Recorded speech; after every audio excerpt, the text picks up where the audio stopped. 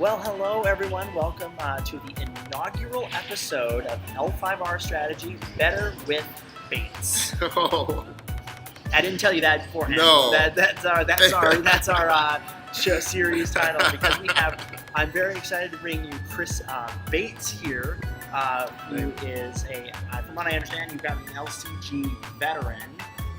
sure. I mean, my first encounter with you was you winning a Warhammer Conquest regional championship. I was playing X-Wing, and I had to be booted out of the way so that you could take your regional, Sure. so you take your regional win picture here. And you so graciously agreed to be the guinea pig for this series of videos showing me how to play the game, and by definition, you, because you're watching the game. So the value here is, how on earth do we play this game? What is this game, and how do we play this game that is Legend of the Five Rings? So I'd like to just kind of open up, tell maybe the audience a little bit more about yourself. What's kind of your gaming background, and what do you bring to the table?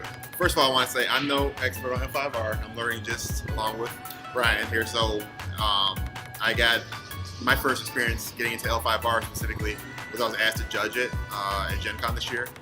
Because of my experience with other LCGs, I started playing Fantasy Flight games about 2012 with X-Wing and Netrunner. Then I got really into Conquest. Okay. I believe that was 2013 about. And that was my main game for a long time. And I played a lot of Warhammer 40k Conquest. I really enjoyed that game. So Brian Anders was the lead designer on Warhammer 40k Conquest. And he got me into initially playtesting L5R. And eventually that's how I got into judging it. Okay, So, because Warhammer Conquest, as far as I know, is an intellectual property, is going away. it's gone away. It's so gone. Well, I mean, FFG doesn't have a long license anymore. Yeah, so now that card game, if it's going to be produced anymore, it's going to be produced by Kids. Event. Right. But FFG holds mechanics, so it won't be made. It's all, Okay, so it's just it's dead. gone. It's dead. It's right. dead. Right. Oh no, bummer. Yeah. So, but now we have a new game. We for do have a you new to game, play. which I really enjoy. We have a new game for you to play. So then, I'm kind of going from 30,000 foot view. I knew I like Japanese things, and I hear that this game inspired by samurai tradition. Okay, so walk me through the 30,000 foot view. If I've never even played these kinds of games at all, what kind of a game is this? Right. So I would say that L5R is a complex card game. So, Magic the Gathering is a card game that a lot of people know. Okay, so how does it compare to, like, say, Magic? Like, if I've played Magic or I Right. understand the rule set for Magic, what's a reference point? I would say L5R is a much more complex game with more moving parts than Magic would have. Yeah, I kind of noticed that. In a different way. I mean, Magic is complex in its own right. But L5R, the way I would explain it to people is that there are 3 win conditions. So Okay. the first win condition is to get 25 honor.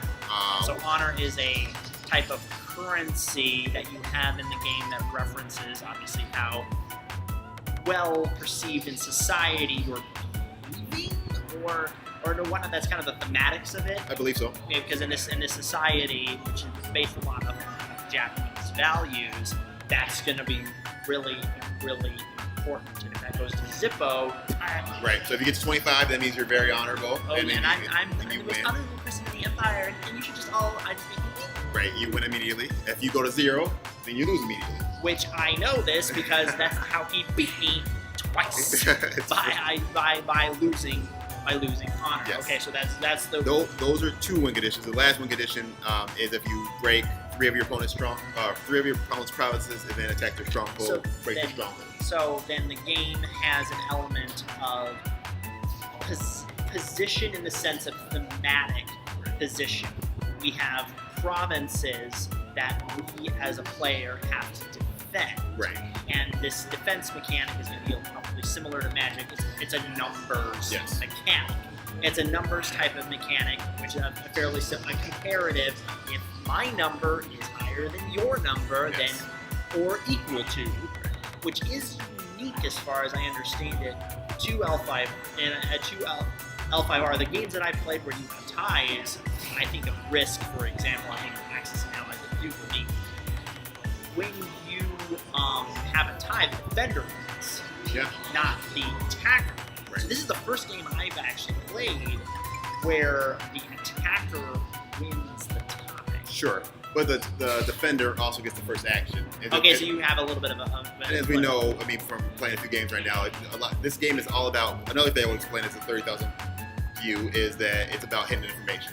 So you have public, you have a lot of public information, but you have much more, in my opinion, hidden information. Which is a fun little, to insert a little bit of a Japanese cultural reference here. This is the fun reference. There are two concepts in Japanese culture that dictate a lot of how they behave in a real way. Called honne and tatemae. Okay. Tatemae literally translates to standing before. So it's your public face.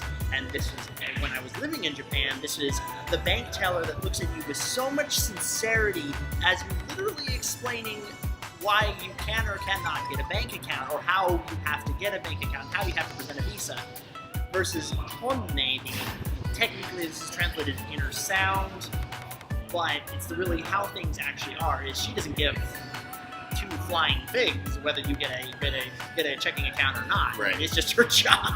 Right. So, but they have mastered this ability of making you the public and the private being very different. Okay. So in this case, this is played out actually in the game because you have hidden and so we have 30,000 feet. We have cards, and these cards have numbers, Yes. and these numbers are compared against each other to determine who wins. Right. And you have to have several of these wins against these certain kinds of cards called provinces, and then have a 3 exact, and then another win against another specific kind of card called a stronghold to win the third edition. Right. And the rest of the game is built about manipulating these numbers and all of the mechanics step process on top of that. And even a more basic, taking a step back even. Okay, even, yeah. These card games they give you a framework. These Okay. are the rules of Magic. These are the rules of Conquest. These are the rules of L5R, right? So these are the rules, and then all the cards in the game break those rules. That's the basic. Yeah, of that's the game. that's game. That is games 101. Right. So is here are the rules Right. and all the good cards, mechanics, rolls, what have you, that breaks the rules. That's So why that's- they're good. Right. So then L5R has a different framework than Magic. Sure. A more complex framework than Magic. But I guess if we're having this conversation here, and a lot of people watching this might have come from Magic backgrounds. I know I certainly did. Right. Funny And is my favorite set in Magic with the Kamigawa set, which was Japanese themed. And now here I'm talking about the card. So And maybe we shouldn't say more complex. That sounds. I mean, that might sound maybe elitist. I don't know. It's not. Okay. It's different, right? It's different. It's I would say comparing like it's like a chess game. In my opinion, it's like a chess game. It's you get that with Magic to a certain extent, but for me, there's just a lot of moving parts with L5R that I don't necessarily have with Right. Magic. Magic has more simplified steps, I guess I would say. yeah, simplified steps. I mean, it has a lot of them. I mean, I Yes. remember stacking instants on top Yes. of each other to a stack of like 5 or 6 Right. deep of spells that would resolve in a Right. certain order, but it's all spelled out And there. that's complex in its own way, right? Yeah, it's totally complex, but this is different. And I think it's wide. I think there's a lot of things going on at once. That's how I think about Once. L5R. Okay, so then the major difference, if you're coming from a card game background, Right. the major difference that you're going to find here, from what I understand, is 2 decks, not 1. So, Yes. so what are these decks in a broad sense? So you have your Dynasty deck, which is usually placed on the left side of your table. Okay. And you have your Conflict deck, which is placed on the right side of your table. So your Dynasty deck is your public information, it's your public hand, Okay. and it's filled with just characters and then these things called holdings, but mainly characters, and they're your in-clan characters. So you don't splash. There's no out-of-clan character Okay. in that deck. Okay. So then, These are your champions, your warriors. okay. So if we go from that to here, Dynasty deck as a broad category. So we've gone down to we're a card game, Right. and in this card game we have 2 kinds of decks. We have a Dynasty deck, and now we've introduced the concept of the clan. Yes. Okay, so the clan is L5R's interpretation of faction, Right. basically. So these are thematically organized characters that belong, in this case, to a certain family. Right. In universe, they belong to a certain family. They for those of you who may not know, this game is actually a reboot. Yes. And A Legend of the Five Rings from FFG is a reboot of A Legend of the Five Rings from from a different company that was a few different companies over time. Two different companies. Yeah, I think okay. it's a 20-year-old game. Yeah, so it had a 20-year run as a CCG. This is an LCG, and we'll get more into that. That's a good question. I'll come back to that later as to what's the difference in the model there. But it went through several iterations, and in that iteration, you had a certain number of clans. You actually had 9, I believe. I believe that's I didn't play the whole game, but I believe it was 9. Mantis, you had Mantis and Spider were extra clans, were clans that were the old one. And this one, there's only 7. They're starting with 7. They're starting with 7. Oh, you I don't know. No, I have no playtesting information about that. Okay. So the assumption is eventually they'll move on to the other clans, but for right now we have 7 clans that have each their own thematics. And so we want to keep that kind of at the higher level. And so in this Dynasty deck, we have characters of the family that we are bringing to the conflict. Yes. Or modifiers, holdings of the provinces that we pick. We really have 3 decks. We have 3 types of cards that are part of this. We have characters, holdings in the Dynasty deck. We have provinces and strong, which isn't a deck per se, because you're only talking about 5. But they're on their own card set. Yeah. 5 cards and 5 cards, and then your stronghold, which is 6. So you have a grouping here. Maybe it would be a better way of determining this. And then the last set is conflict. Right.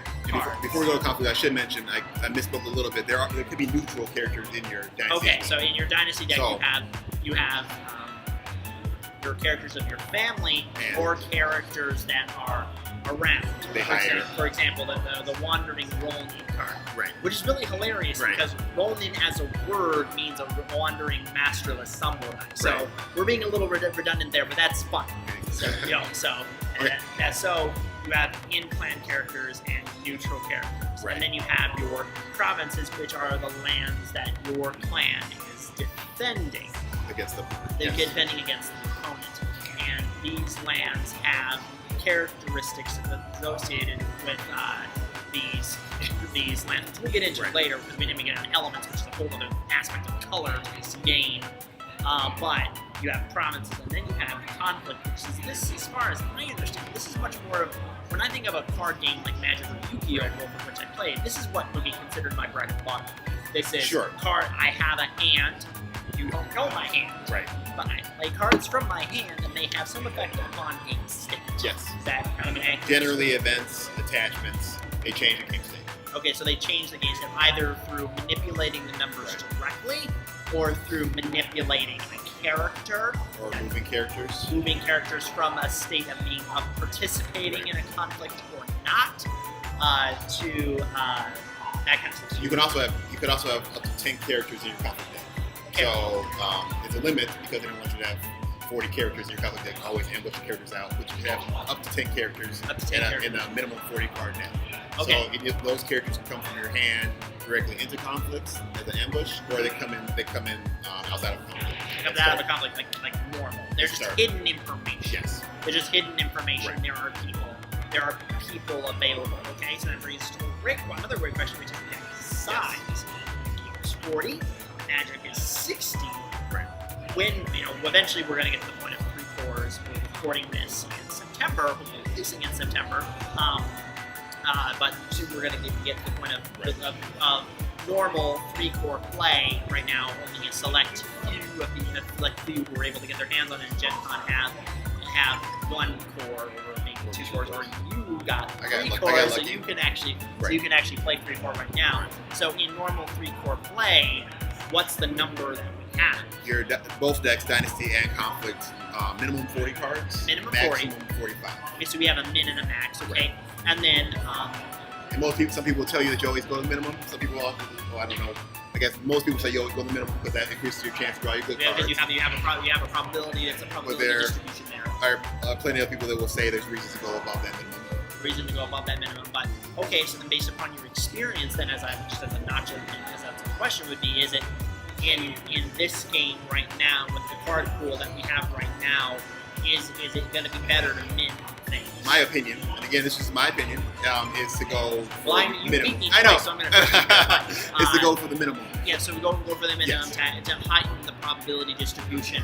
As far as RNG in this game, randomness in this game, Right. Based upon my experience, it's only been really the drawing of the cards themselves and the initial shuffle. That's the randomness of this game.